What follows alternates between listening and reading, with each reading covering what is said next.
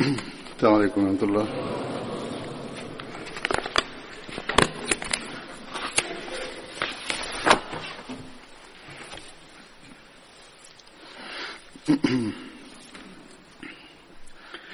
أشهد أن لا إله إلا الله وحده لا شريك له وأشهد أن محمدا عبده ورسوله أما بعد فأعوذ بالله من الشيطان الرجيم بسم الله الرحمن الرحيم الحمد لله رب العالمين الرحمن الرحيم مالك يوم الدين إياك نعبد وإياك نستعين اهدنا الصراط المستقيم صراط الذين أنعمت عليهم غير المغضوب عليهم ولا الضالين.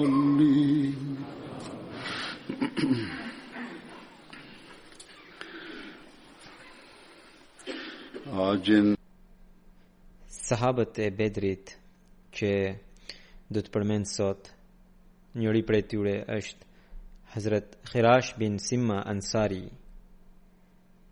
Hazrat Khirashi vinte nga dega Banu Khashem e fisit Khazraj, nana e tij quhej Ummi Habib.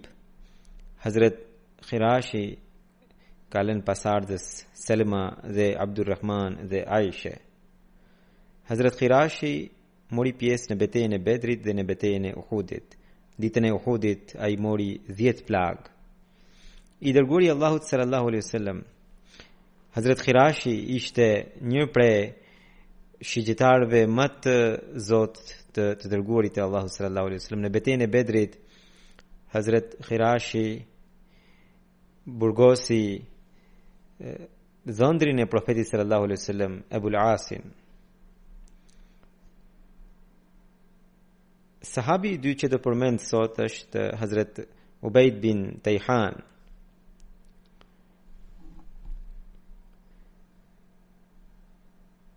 Hazrat Ubayd bin Tayhan gjithashtu njihet si Atiq bin Tayhan. Nana e tij ishte Leila binti Aniq dhe ai ishte babai i Hazrat Abu Laytham bin Layhan dhe ai ishte në aleatët e Banu Abdi Ashalit. Hazrat Ubejdi ishte njëri prej 70 sahabëve që morën pjesë në Bejtin Aqba. I dërguari Allahu sallallahu alaihi wasallam vendosi vllazërin mes atij dhe mes Hazrat Mas'ud bin Rabi'ut. Ai bashkë me vllain e tij Hazrat Abul Haytham morën pjesë në betejën e Bedrit dhe ai ra dëshmor në betejën e Uhudit. Atë e martirizoi Akrama bin Abu Jahl. Thuhet gjithashtu që ai ra dëshmor në betejën Safain duke luftuar krah Hazrat Aliut, pra ka kundërthënie, sidoqoftë ajo që është e përbashkët është që ai ra dëshmor. Ndër fëmijët e tij ishin 2 djem, Hazrat Ubaydullah dhe Hazrat Abbad.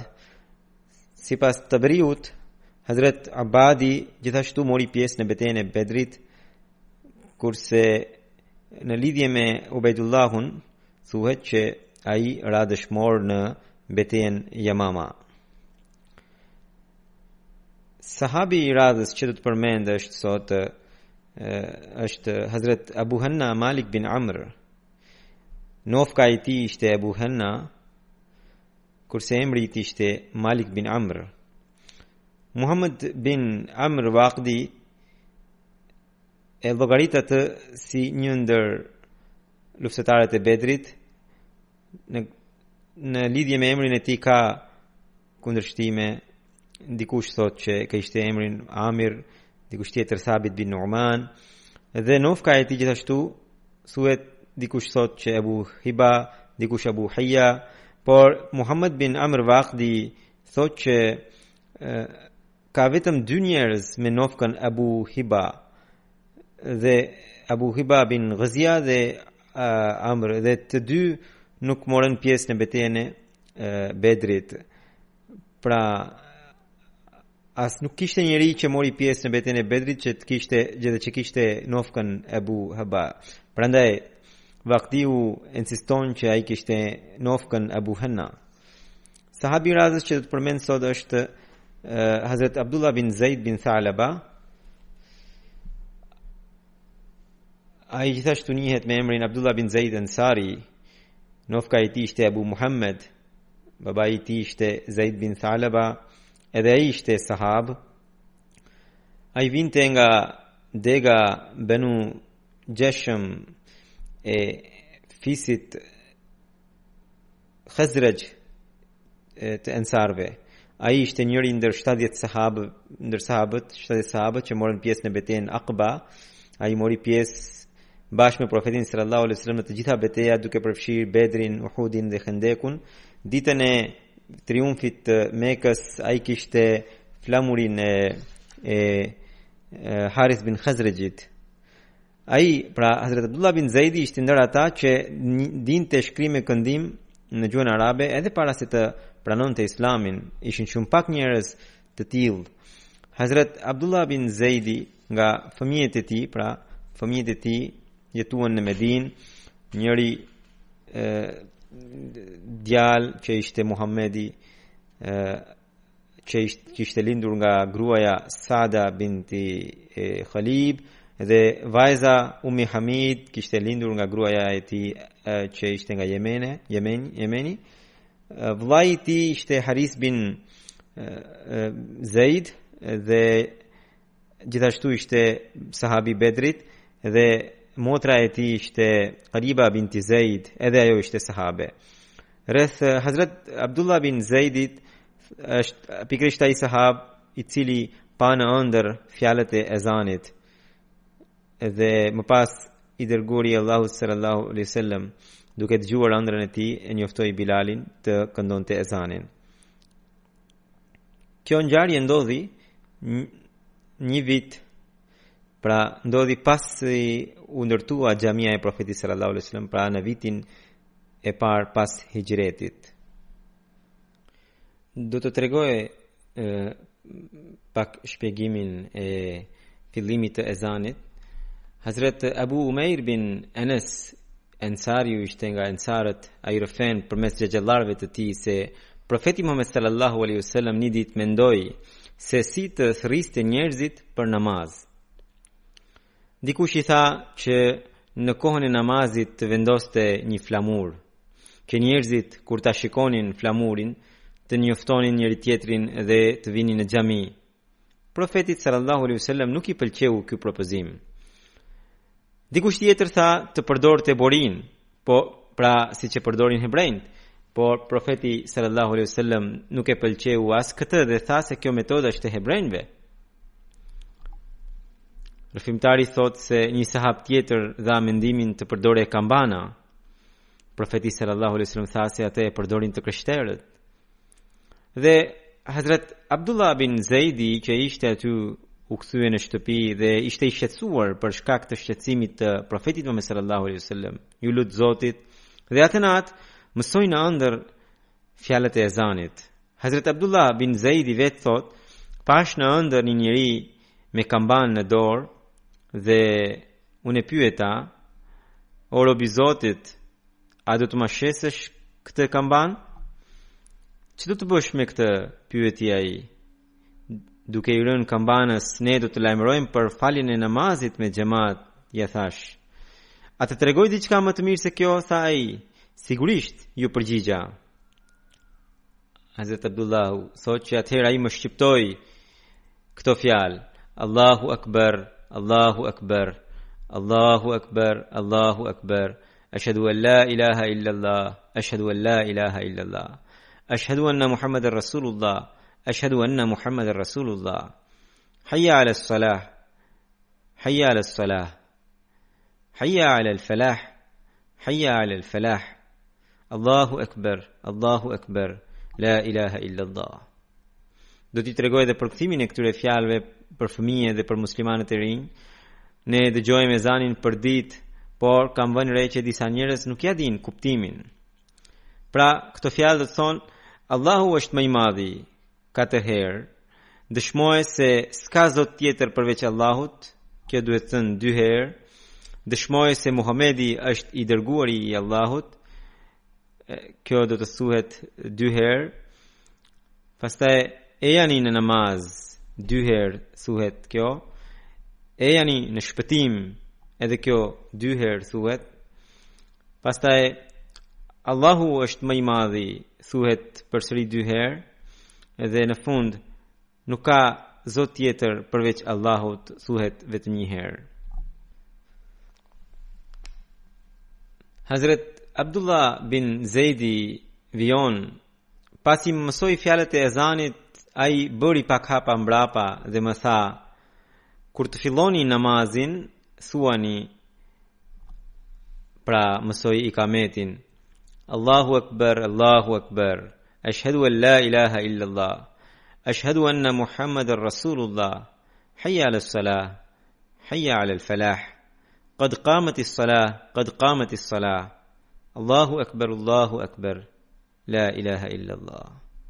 Pra në ikamet fjalët janë përgjysmuar dhe përveç shtesës që thot qad qamati as-salah, që duhet thënë 2 herë dhe që do të thot namazi po fillon edhe pastaj përsëri Allahu Akbar, Allahu Akbar, la ilaha illallah.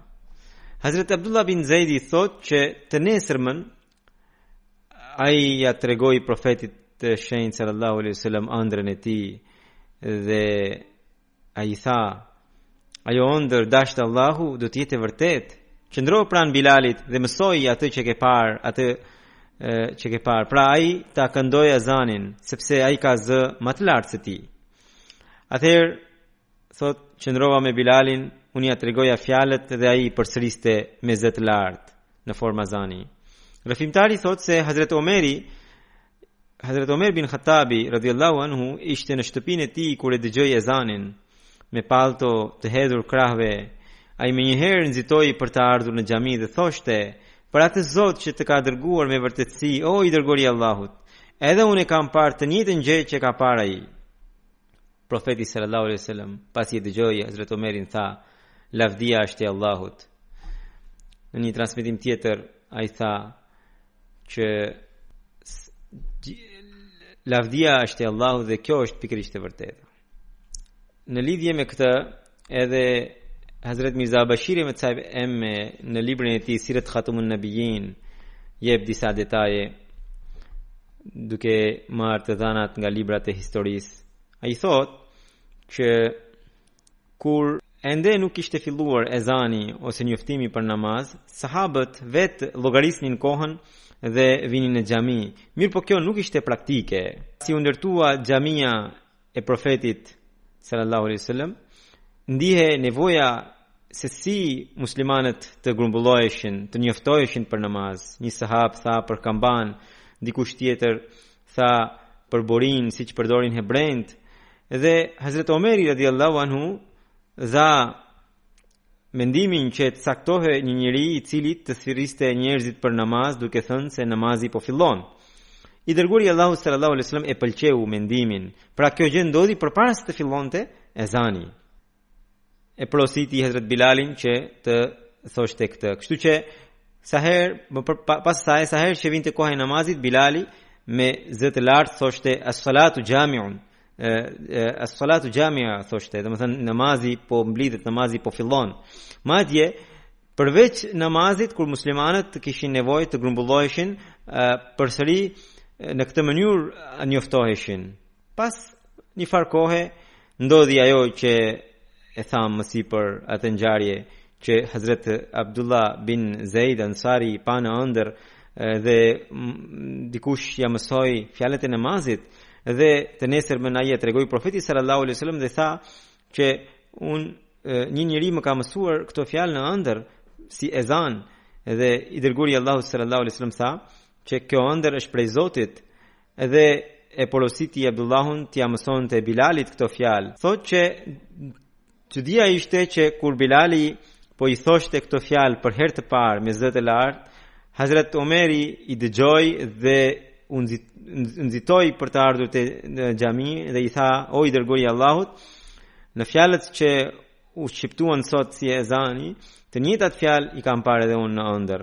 Dhe në një transmetim tjetër thuhet që i dërguari i Allahut sallallahu alaihi wasallam kur i dëgjoi fjalët e ezanit, tha që mua më erdhi edhe shpallje në bazë të këtyre fjalëve. Pra të njëjtat fjalë edhe më erdhën si shpallje.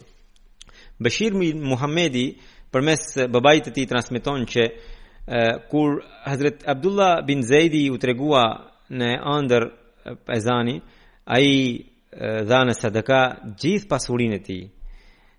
Dhe ai dhe djali i tij do të jetonin vetëm në atë pasuri edhe Hazrat Abdullah bin Zaidi e sakrifikoi edhe atë. Pra ai gjitha ato që kishte i adorzoi profetit Muhammed sallallahu alaihi wasallam. Më pas babai i tij erdhi tek i dërguari i Allahut sallallahu alaihi wasallam dhe tha që o i dërguari i Allahut, Abdullah bin Zaidi sakrifikoi gjithë pasurinë e tij.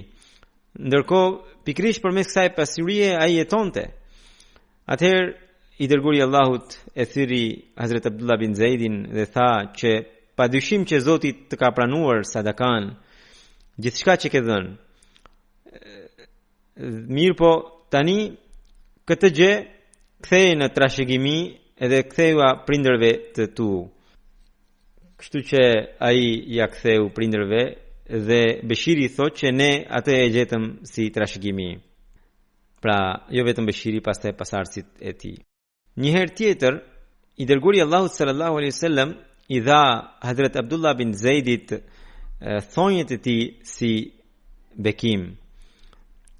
Shpjegimi është që kur i biri i Hazrat Abdullah bin Zaidi, pra Muhamedi, transmeton që babai i tij, pra vetë Abdullahu bin Zaidi, ishte me profetin sallallahu alaihi wasallam ditën e haxhit të fundit, pra edhe në vendin Mina, edhe bashkë me të ishte edhe një ensar tjetër. I dërguari i Allahut sallallahu alaihi wasallam shpërndau kurbanet dhe pikërisht Abdullah bin Zaidi dhe shoku i tij ensar nuk morën dot gjë. Profeti sallallahu alaihi wasallam hoqi flokët në një rob edhe ato shpërndau njerëzve edhe kurse thonjët u dha pikërisht Abdullah bin Zaidit dhe shokut të tij. Hazrat Aisha radhiyallahu anha rafen se një njeri erdhi tek i dërguari i Allahut sallallahu alaihi wasallam dhe tha: "O i dërguari i Allahut, për Zotin, unë ju dua më shumë se sa veten time." Dhe më pas tha: "Unë ju dua më shumë se sa familjen time." Dhe më pas tha: "Unë ju dua më shumë se sa fëmijët e mi." Isha në shtëpi edhe po të kujtoja aty edhe nuk durova dot, edhe erdha pranë teje për të parë ty.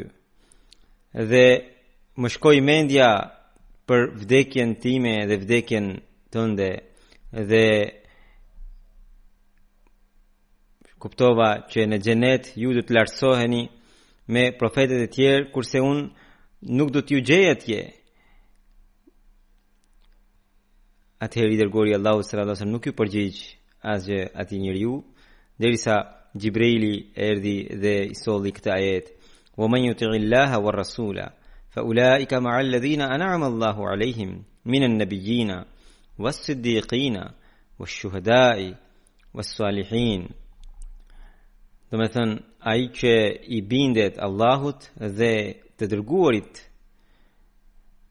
këta do të jenë njerëz që do të jenë bashkë me ta, të cilët i ka bekuar, domethënë që janë nga profetët, nga të vërtetët, nga dëshmorët edhe të dëlirët.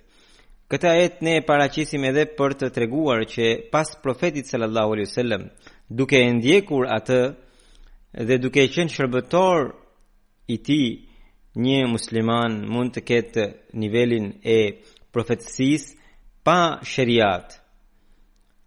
Pra një shërbëtor i Muhamedit sallallahu alaihi wasallam që mund të jetë në pozitën e salihut, duke përparuar Zoti mund t'i adhurojë edhe pozitën e profetësisë, por kjo do të jetë në shërbim të profetit Muhammed sallallahu alaihi wasallam, dhe kjo do të jetë në një pozitë shumë e lartë. Këtë Allahu do t'i jepte kujt të donte, edhe vetë profeti sallallahu alaihi wasallam për Mesihun e premtuar që do të vinte ka përdorur fjalën Nabiullah, pra profeti i Allahut. Për këtë arsye ne besojmë që Hazrat Mesihu premtuar alayhi salatu wasalam ka ardhur në shërbim të profetit Muhammed sallallahu alaihi wasallam, dhe si shërbëtor i tij ai është edhe profeti i Zotit, dhe kjo nuk e thyen as pak vulën e profetit Muhammed sallallahu alaihi wasallam, që quhet Khatamun Nabiyyin. Madje ja lartëson pozitën edhe më shumë, sepse kjo profetësi mund të arrihet vetëm duke qenë shërbëtor i Muhamedit sallallahu alaihi wasallam.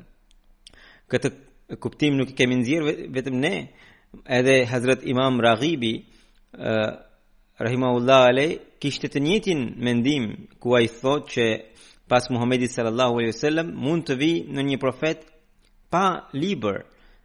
Kështu që nga që në lidhje me këtë ngjarje ishte ky ajet, thash t'ju tregoja edhe pak sqarimin. Allama Zarqani thotë që në libra të ndryshëm të tefsirit kjo ngjarje përmendet për sklavin e profetit sallallahu alaihi wasallam Hazrat Thaubanin, ndërsa në tafsir Yanbu'ul Haya, duke u referuar Maqatil bin Sulejmanit, thuhet që kjo ngjarje është Hazrat Abdullah bin Zaid Ansariut, që kishte parë ëndrrën e ezanit.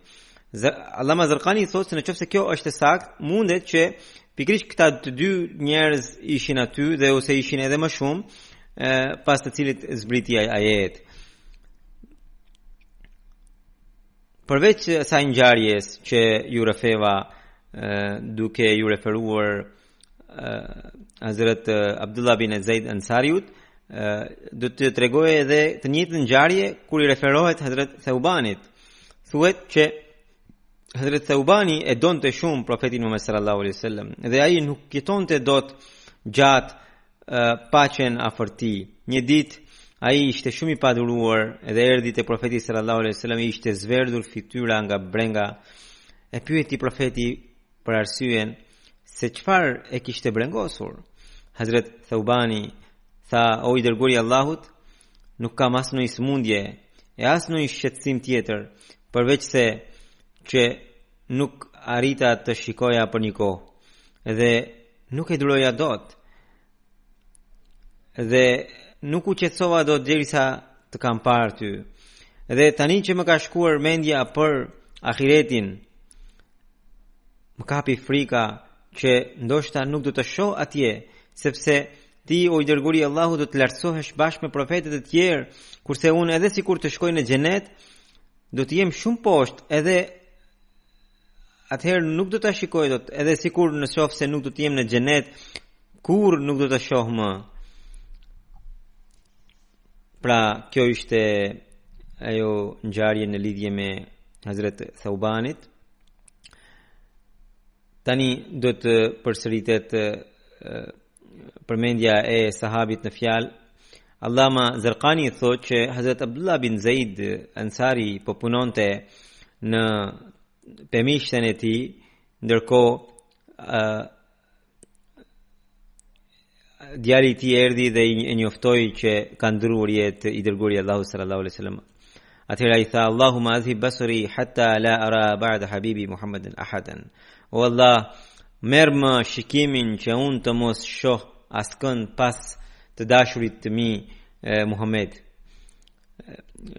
Në Shera Zarqani përmendet që pas kësaj ati ju largua shikimi. Ai ndroi jetë Pra për Hazrat Abdullah bin Zaidin thuhet që ka transmetime të ndryshme për vdekjen e tij.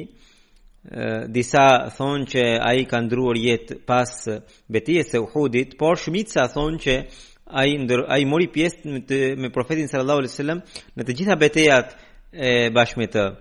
Dhe ndroi jetë në kohën e fundit të periudhës së kalifatit të Hazrat Usmanit, pra në vitin 32 pas hijretit. Dhe në qoftë se ajo ngjarja e shikimit është e vërtetë, atëherë pikërisht ky rrëfim është i vërtetë që ai ka ndruar jetë në kohën në periudhën e kalifatit të Hazrat Usmanit në moshën 64 vjeçare. Dhe gjenazën e tij e drejtoi pikërisht Hazrat Usmani radhiyallahu anhu.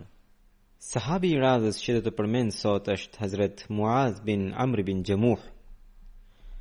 Hazrat Muaz bin Amri vinte nga dega Banu Selmas e fisit Banu Khazraj. Ai kishte marrë pjesë në Beitin Aqba të dytë, mori pjesë edhe në betejën e Bedrit dhe në betejën e Uhudit. Babai i tij Amr bin Jamuh gjithashtu ishte sahabi profetit sallallahu alaihi wasallam. Nana e tij ishte Hind bint Amr. Sipas Waqdiut dhe sipas Musa bin Aqba Abu Ma'sharit, edhe vllai i tij Muawaz bin Amr mori pjesë në betejën e Bedrit. Gruaja e tij ishte Sabita binti Amr, që vinte nga Banu Saada e fisit Banu Khazraj. Nga ajo kishte një djalë e një vajzë, Abdullah dhe Amama. Hazrat Muazi, siç u thash, mori pjesë në Beitin Aqba të dytë. Dhe mirëpo babai i tij Amr bin Jamuh ishte idhujtar fanatik. Në Sirat ibn Hisham përmendet se si babai i tij e pranoi Islamin. Këta njerëz kur morën pjesë në Beitin Aqba të dytë përpara mërgimit, pra shkuan në Mekë dhe bën këtë bejt, edhe u kthyen në Medinë dhe filluan të përhapnin mesazhin e Islamit. Babai i tij, siç ju thash, ende ishte idhujtar, madje idhujtar fanatik. Djali bëri një strategji për të treguar rrugën e vërtetë babait të vet. Babai i tij, si Amr bin Jamuh, ishte njëri prej kryetarëve të fisit Banu Selma, edhe kishte pasur në shtëpi një idhull të madh prej druri që quante Mënah dhe e zbukuronte dhe e adhuronte. Djali i tij dhe bashkë me një shok të vet, Muaz bin Jabelin, të dy ishin ata të cilët kur e pranuan Islamin dhe siç u thash morën pjesë edhe në Beitin Aqba të dytë, dhe i dhanë një mësim Amr bin Jamuhut, babait të sahabit në fjalë. Pra djali i vet i dha mësim, djali për cilin po flitet tani. Ata e morën idhullin gjatë natës kur babai ishte në gjumë dhe e hodhën në një grop ku fisi Banu Selma hidhnin plerat.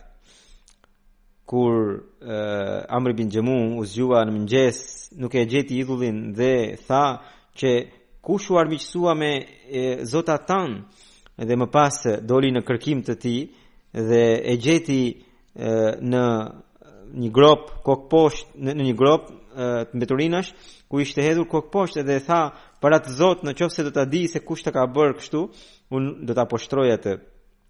Dhe kështu natën vijues kur ai ra në gjumë, djali i tij përsëri bëri të njëjtën gjë. Dhe kjo ndodhi disa net. Atëherë Hazrat Amr bin Jamuhu, i cili ende nuk ishte musliman, siç u thash, solli shpatën e tij dhe ja vari në qafë idhullit dhe tha: "Para të Zot, unë nuk di se kush sillet kështu me ty. Nëse ti ke ndonjë fuqi, lufto me këtë shpatë dhe vrite." Dhe kështu kur u ersua, këta djem erdhën përsëri dhe e morën idhullin, dhe këtë herë nuk e hodhën në atë grop, por e lidhen me një qenë të ngordhur dhe e hodhën në një pust të vjetër të Banu Selmas, edhe atje ata hidhnin në betorina. Kur në mëngjes Amr bin Jamuh u zgjua, nuk e gjeti idhullin në shtëpi, përsëri shkoi atje, as atje nuk gjeti, dhe duke kërkuar, përfundimisht gjeti kështu të lidhur me një qenë të ngordhur dhe kur e pa këtë ngjarje ati ju kthjellën, ju qartësuan syt dhe deri atëherë muslimanët i kishin treguar edhe për islamin dhe ai e kuptoi që idhujtaria ishte pa vërtet. Ibn Hishami shkruan në librin e tij që ai tha që një Zot që edhe pse ka pasur shpatën me vete, nuk e ka ruajtur dot veten, pse ta adhuroj unë?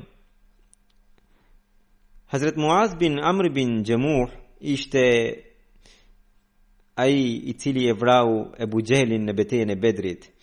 Në Buhari përmendet që Salih bin Ibrahimi rëfen përmes gjyshit të tij Hazrat Abdurrahman bin Aufi, i cili thot që betejën e Bedrit unë isha në radhët e parë dhe pash krahun e djathtë dhe krahun e majt, ishin dy djelmosha Medinas, Ensari, edhe ndjeva veten të dobët, mendova që sikur të kisha krahët më të fuqishëm që të luftoja me trimëri, dhe teksa po mendoja që njëri prej atyre djelmoshave më shtyu me bryll dhe më pyeti: "O xhaxha, ku është Ebu Gjehli?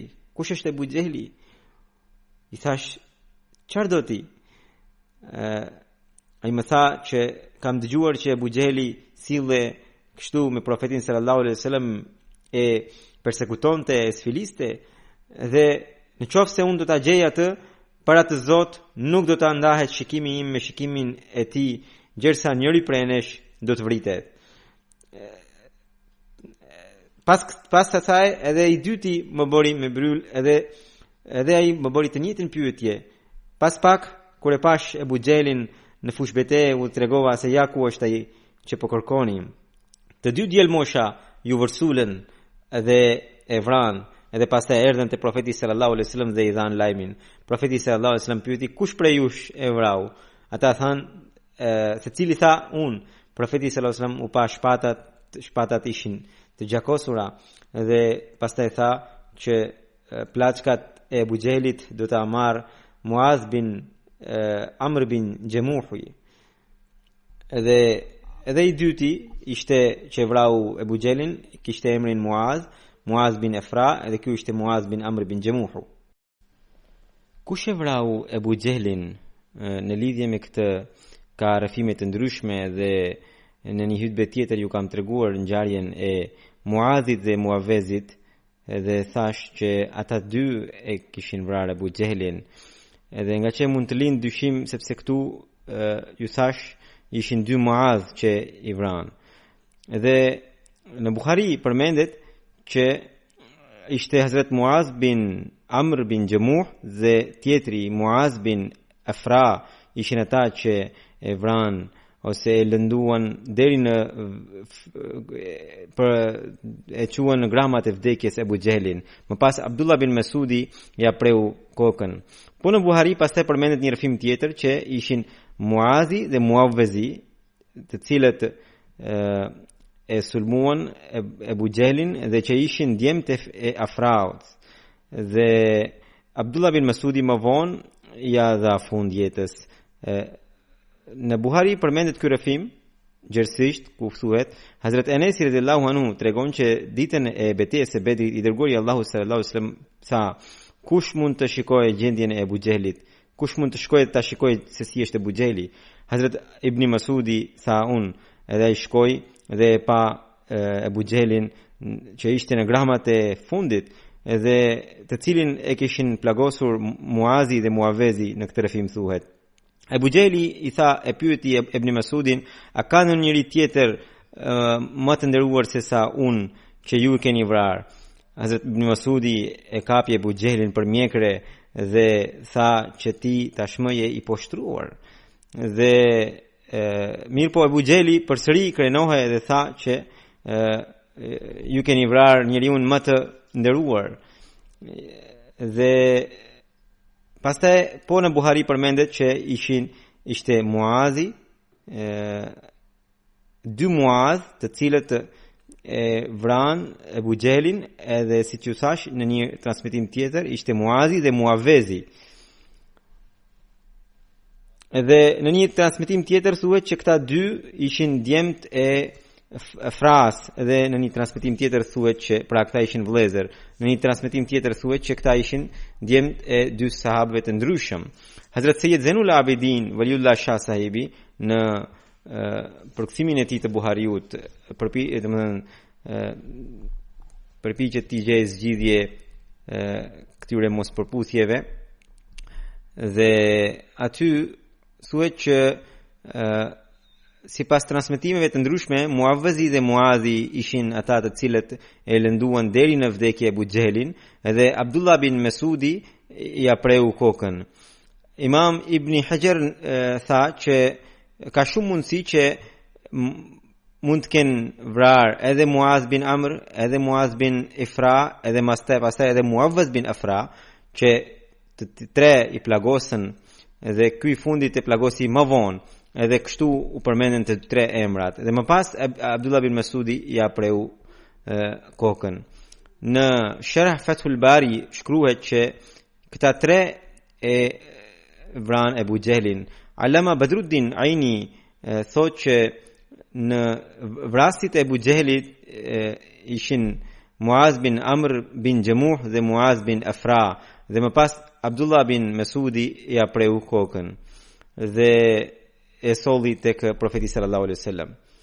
Allama Badruddin Aini shkruan më tej që në Sahih Muslim thuhet që ata që e vran Abu Jahlin ishin Muaz bin Amr bin Jamuh dhe Muaz bin Afra. Muaz bin Afra, babai i tij ishte Harith bin Rafa, dhe ishte nana që quhej Afra, e cila ishte vajza e Ubayd bin Thalaba. Në Buhari Kitabul Jihad përmendet që Muaz bin Amr së pari e shpoi kombën e Abu Jahlit, pastaj Muavz bin Afra e goditi gjersa të rëzohet, edhe Hazret Abdullah bin Mesudi me një shpat ja preu kokën dhe e solli tek i dërguari Allahu sallallahu alaihi wasallam. Teksa Abdullah bin Mesudi ishte aty, Abu Jahli pyeti që Abu Jahli i tha që kam qenë armik i Muhamedit dhe jam dhe vazhdoj të jem. Pra ishte kaq shumë arrogant, dhe më pas se pyeti se kush e mori fushbetejën, kush fitoi. Abdullah bin Mesudi tha që Allahu dhe i dërguari i tij. Dhe në një transmetim tjetër thuhet që Abu Jahli tha që thuaj Muhamedit që unë gjatë gjithë jetës kam qenë armiku i Muhamedit, edhe sot jam armiku i tij dhe do të jem deri në fund. Abdullah bin Mesudi ja preu kokën Abu Jahlit dhe solli tek i dërguari Allahu sallallahu alaihi wasallam. Atëherë profeti sallallahu alaihi wasallam tha që siç unë jam profeti më i nderuar tek Allahu ndër të gjithë profetët, armiku im është armiku më i fort dhe më i poshtër ndër gjithë armiqt e profetëve. Dhe gjithashtu tha që faraoni i kohës son ishte më i fort se sa faraonëve të gjitha kohrave, sepse për faraonin e Musait Allahu thot hatta idha adrakahu al-gharq qala amantu annahu la ilaha illa alladhi amanat bihi banu Israil. Do të thënë, kur atë ai ishte duke u përmbytur, ai tha që unë do të besoj në atë Zot që besuan bijtë e Izraelit. Pra në fund, në gramat e fundit, ai e pranoi besimin, kurse Abu Jahli ishte i tillë që kaq shumë i armiqësuar, kaq shumë arroganca që edhe në vdekje krenohe për armiqësinë kundër profetit Muhammed sallallahu alaihi wasallam. Gjithashtu përmendet që kur profeti sallallahu alaihi wasallam mori vesh se Abu Jahli ishte vrarë dhe ju sol koka e tij, profeti sallallahu alaihi wasallam e pa dhe tha Allahu alladhi la ilaha illa, Allahu është ai që nuk ka zot tjetër përveç atij. Dhe në një transmetim tjetër tha që 3 herë tha alhamdulillahi alladhi azza al-islam wa ahlihi, që lavdia është e Allahut që e nderoi islamin dhe besimtarët e tij. Gjithashtu thuhet që i dërguari Allahu sallallahu alaihi wasallam tha që padyshim çdo umet ka një firaun dhe firauni i këtij umeti ka qenë Abu Jehli, dhe të cilin Allahu e poshtroi dhe e vrau në mënyrë poshtruese. Hazrat Muaz bin Amr bin Jamuh ndroi jetë në periudhën e kalifatit të Hazrat Osmanit. Khalifa bin Khayat tregon që Muaz bin Amr bin Jamuh kishte marrë një plagë që në betejën e Bedrit, e cila e bëri të sëmur deri në kohën e Hazrat Osmanit, dhe atëherë ai ndroi jetë në Medinë. Hazrat Osmani gjenazën e këtij sahabi e udhëhoqi Hazrat Osmani dhe ai u varros në Jannatul Baqi. Abu Huraira radhiyallahu anhu tregon që i dërguari Allahu sallallahu alaihi wasallam ka thënë që sa njeri i mirë është Muaz bin Amr bin Jamuh. Allahu dërgoft mira mëshirë këtyre sahabëve, të cilët kanë qenë të zhytur në dashurinë ndaj Allahut dhe ndaj të dashurit të tij, pra ndaj të dërguarit të Allahut sallallahu alaihi wasallam.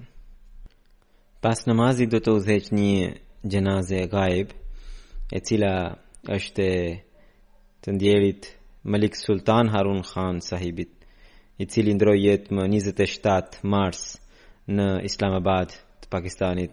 Inna lillahi wa inna ilaihi raji'un. Djali i madh i tij është dhëndër i Hazret Kalifit të katërt rahimahullahu alaihi, i cili pra u martua me vajzën e vogël të kalifit të katërt. Malik Sultan Harun sahibi ishte Ahmedian i lindur. Babai i tij quhej Colonel Malik Sultan Muhammad Khan sahibi, i cili në moshën 23 vjeçare në vitin 1923 në dorën e Hazret Kalifit të dytë bëri bejtin, dhe ishte Ahmedian i vetëm në gjithë fisin e tij. Më pas Hazret Kalifi i dytë e martoi atë me Aisha Siddiqa sahibën, vajzën e Chaudhry Fateh Muhammad Sial sahibit, që ishte një misionar i xhamatit, misionar i shquar. Ky fis ishte një prej fiseve shumë të nderuar të gjithë Punjabit, ishin pasanik edhe quheshin Nawab. Malik Amir Muhammad Khan sahibi, i cili ishte guvernator i Pakistanit perëndimor, ishte pikërisht djali i xhaxhait të gjyshit të ndjerit. Gjyshi i tij ishte Malik Sultan Sarkhru Khan sahibi, që në kohën e subkontinentit indian, pra që ishte koloni anglezëve, njihe si një ndër nevabëve. Ai e pranoi xhamatin, pra gjyshi e pranoi xhamatin 4 vjet pasi e pranoi babai i të ndjerit. Pavarësisht se këta ishin shumë të pasur edhe shumë të lidhur me çështjet e kësaj bote, por nga që ishin të sinqertë, Zoti ju dha mundësi të pranonin edhe xhamatin. Sultan Harun Khan sahibi u martua me Sabiha Hamid sahibën, e cila ishte vajza e Chaudhry Abdul Hamid sahibit, që jeton në Vapda, dhe Hazret Kalifi i tretë i Mesihut Islam kishte shpallur nikahun e tyre, dhe gjatë nikahut ai tha që Chaudhry Fateh Muhammad Sial sahibi, i cili ishte misionari i parë i Anglisë, ishte njëri prej njerëzve të mi shumë të nderuar që më kanë mësuar edhe më kanë bërë mirësi të jashtëzakonshme. Kalifi i tretë vijoi që kur kam qenë i vogël, ai më merrte mua që unë isha i papërvojë në përfshatra të ndryshme dhe më tregoi se si duhet të jetoja me njerëz, me fshatarët, dhe unë më vonë e kam ndjerë që shoqërinë që kam pasur me Chaudhry Fateh Muhammad Sialin më kanë ndihmuar shumë. Edhe sot tek kësaj dite Kalifi i tretë vijon në këtë hutbe të nikahut, që unë ndjej edhe sot tek kësaj dite kur takohemi një fshatar, e ndjej kënaqësi, sepse njerëzit e qytetit kanë zakonisht shprehinë e artificialitetit, dhe ne kur i takojmë edhe ne dashje pa dashje bëhemi pak artificial. Fshatarët nuk kanë një gjë të tillë, dhe prandaj më pëlqejnë shumë fshatarët, thoshte Hazrat Kalifi i tretë. kështu që kalifi i tretë vijon që prandaj sot po shpall nikahun e pasardhësve të këtij njeriu të nderuar dhe lutem që edhe pasardhësit e tyre të kenë të njëjtin pasion dhe të njëjtin shpirt për të shërbyer fesë Allahut të Madhërisëm.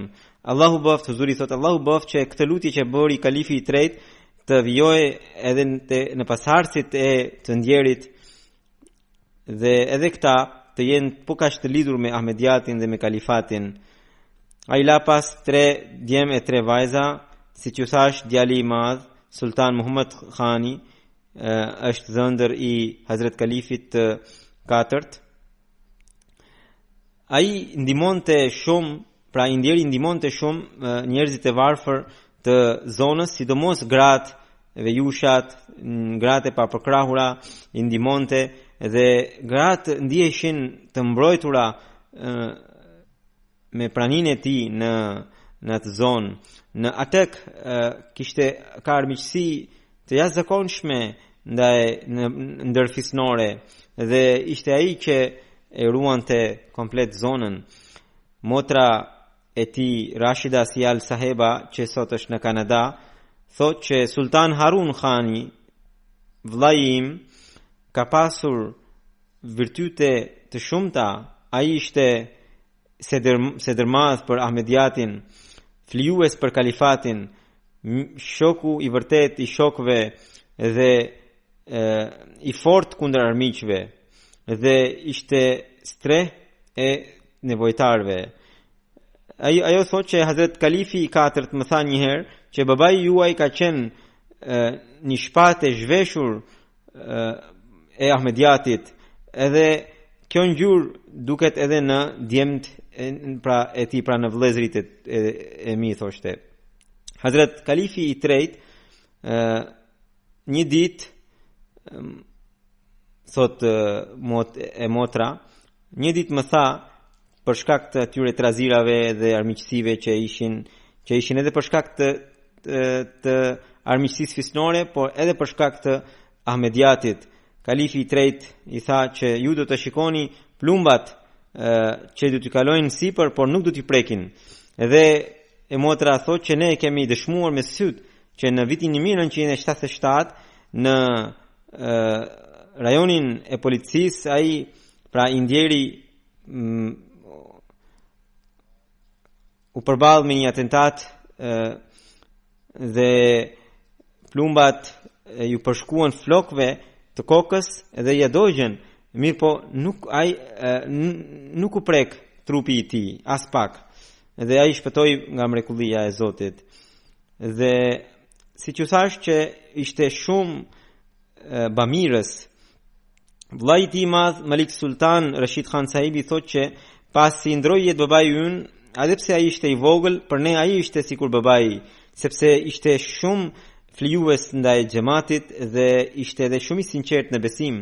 Në ngjarjet famkeqe të vitit 74, thot i vllai, një oficer, një prej zyrtarëve të Pakistanit e pyeti se sa të fortë e ndjen ti dashurinë ndaj Hazretit tuaj, pra i referohe Kalifit të 4. Ai thoshte si qelik. Dhe ai Hazret Kalifi i 4 kishte thënë në për letërkëmbime për të që ai ishte generali Ahmediatit dhe në një herë tjetër tha që ishte shpatë e zhveshur e Ahmediatit. Ai gjithashtu edhe falte namazet e natës rregullisht edhe recitonte Kur'anin. Vllai i tij i madh thoshte unë nuk do ta dija këtë gjë. Vetëm në 2016 kur rash sëmur, edhe për 4 muaj me radh mu desh të qëndroja me vllain tim të ndjer, sepse isha shumë sëmur dhe nuk ngrihesha dot, dhe ai më shërbente, pash që ai çdo natë falte namazin e natës dhe recitonte Kur'anin. Dhe unë u habita nga sinqeriteti i tij ndaj besimit, edhe i thosha më mirë të caktonim në një shërbyes. Ai më thoshte kur unë jam këtu, çfarë nevojë ke për shërbyesin? Po ashtu vllai vijon që ai ndërtoi 10 shkolla, pra ishte shumë bamirës, edhe në një kohë kur nuk kishte të ardhura, punoi si një punëtor i thjesht bashkë me punëtorë të tjerë, krah pune, edhe kurse unë edhe ato të ardhura edhe kontriboi për ndërtimin e një shkolle tjetër. E bia Muhamuda Sultana Kashif Saheba shkruan që babai im ishte flijues i kalifatit dhe besnik i jashtëzakonshëm. Ne që kur kemi qenë të vegjël kemi dëgjuar porositë e tij kryesore, duhet të besoni në Zotin e Madhrishëm në çdo situatë, për çdo punë duhet të bëni lutje dhe ishte trim dhe guximtar i jashtëzakonshëm, nuk kishte frikë ndaj askujt përveç Allahut. Djali i tij Sultan Muhammad Khani thotë që ai bëri shumë punë bamirëse, për 8 shkolla dha tokë, dhuroi tokë, 2 ndërtoi vet, pra 2 shtesë dhe plus dha tokë edhe për 2 varreza. Ai ndihmonte edhe shumë të varfër, siç ju thash, Allahu e mëshiroft dhe ja ngrit nivelet në xhenet dhe fëmijët pasardhësit e tij boft që ti vijojnë mirësitë e tij, të jenë të lidhur me xhamatin dhe kalifatin. Siç ju thash, pas namazit të xumas do ta udhëheq xhenazën e tij gaib.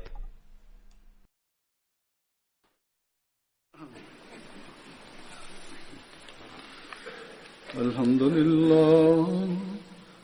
لله نحمده ونستعينه ونستغفره ونؤمن به ونتوكل عليه ونعوذ بالله من شرور أنفسنا ومن سيئات أعمالنا من يهده الله فلا مضل له ومن يضلل فلا هادي له ونشهد أن لا إله إلا الله ونشهد أن محمدا عبده ورسوله عباد الله رحمكم الله إن الله يأمر بالعدل والإحسان وإيتاء ذي القربى وينهى عن الفحشاء والمنكر والبغي يعظكم لعلكم تذكرون اذكروا الله يذكركم وادعوه يستجب لكم ولذكر الله أكبر